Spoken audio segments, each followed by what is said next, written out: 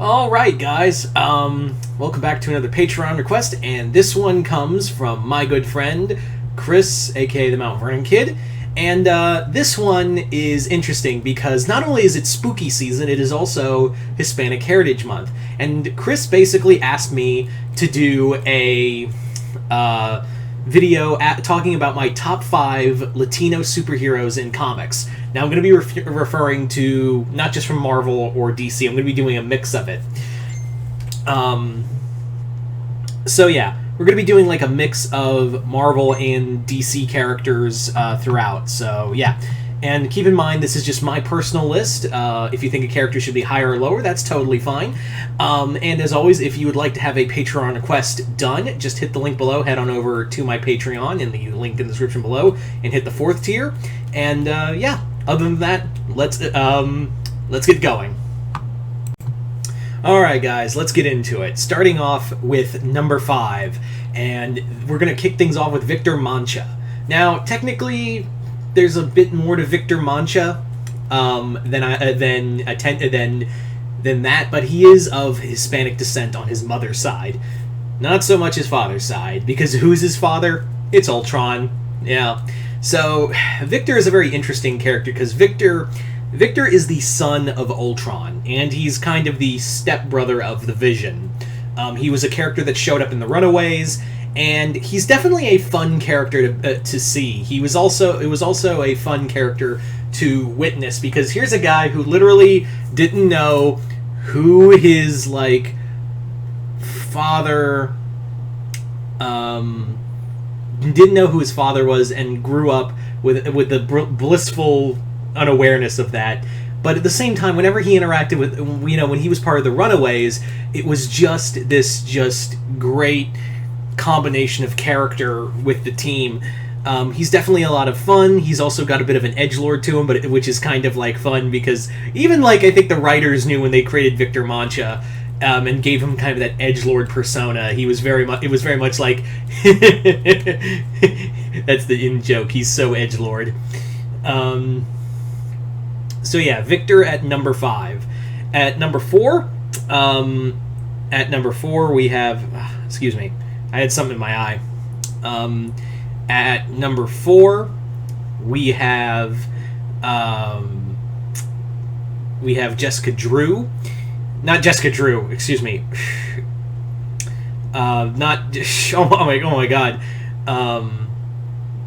Jessica Cruz, excuse me. Why'd I say? You can see why I had the mix-up there. Jessica Drew. Now I'm getting tongue-tied. God. But yeah, Jessica Cruz, the Green Lantern. Obviously, this was a character. At first, I didn't know what to think of. She was a character that that was like, do I like her? Do I not? Because it feels like she's just there to be bullied by Volthoom most of the time, and then her ascension to being a Green Lantern was just kind of like, eh.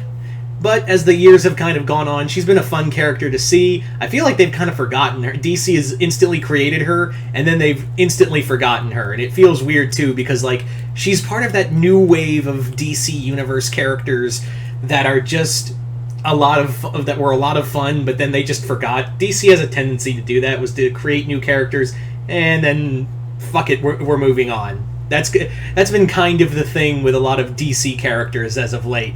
But Jessica Cruz, I do looking back on it. Cruz was definitely a character who was this scared, terrified young woman who had to overcome her own personal traumas and being manipulated by Volthoom, the ring from Earth 2, and then become her own character and eventually become worthy of being a full-on Green Lantern.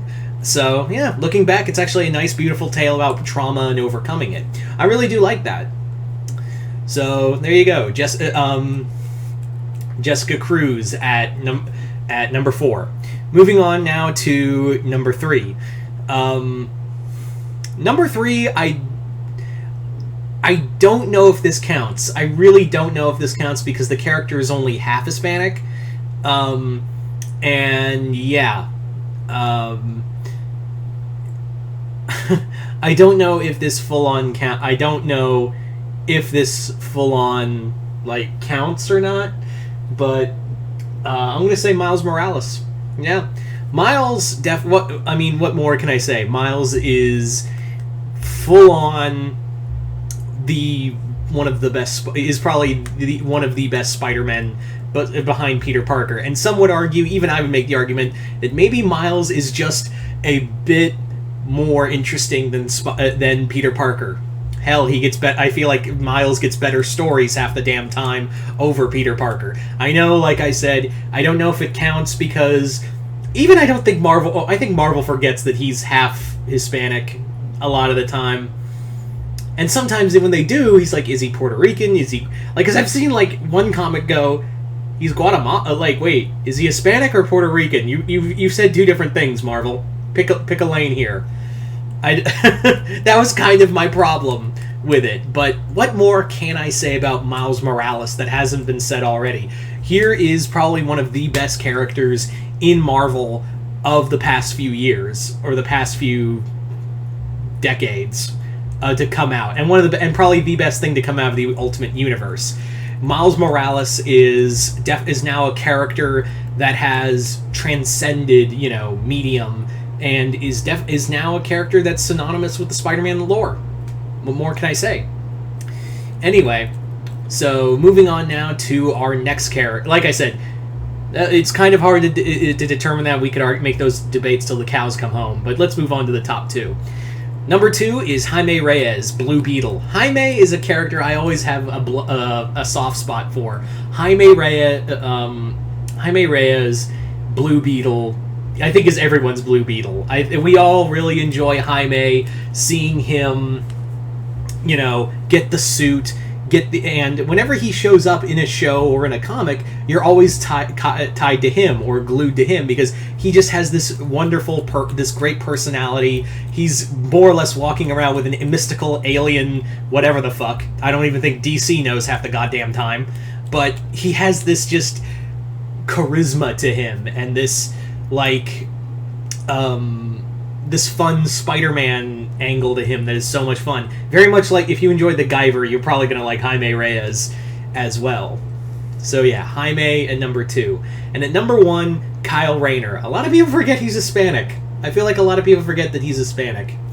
What more can I say about Kyle Rayner? While he's not my all-time favorite Green Lantern, he's one of my favorite he is definitely one of my favorite Green Lanterns of all time.